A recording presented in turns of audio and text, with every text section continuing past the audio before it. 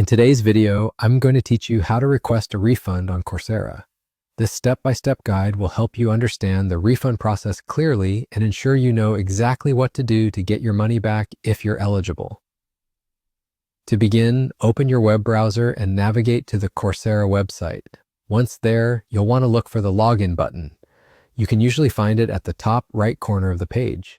Click on it and then enter your email and password to access your account.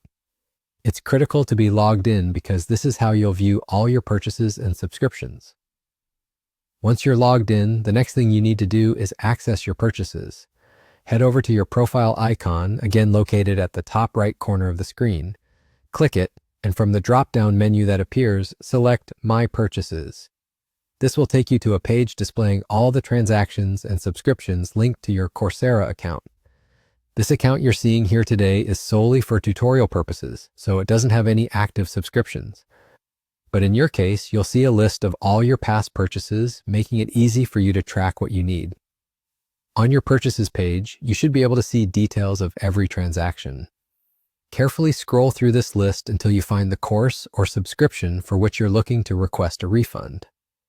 Next to each transaction, you'll notice a variety of options, but what you want to look for is the Request Refund option. Click on this option to initiate your refund request. However, it's important to remember that not all courses are eligible for a refund. According to Coursera's refund policy, requests generally need to be placed within 14 days of purchase.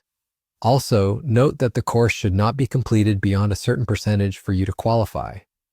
Always review these terms to ensure you actually qualify for a refund before proceeding. If you do find you're eligible according to these conditions, the next step will be filling out a refund request form. Providing a reason for your request is optional, but including a clear and concise reason can sometimes speed along the processing of your refund.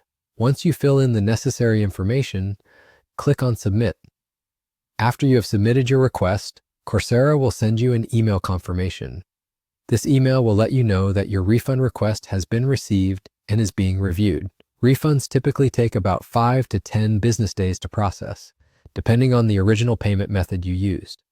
During this waiting period, it's a good idea to keep an eye on your email for any updates regarding your refund status. And that's it. You've learned how to request a refund from Coursera.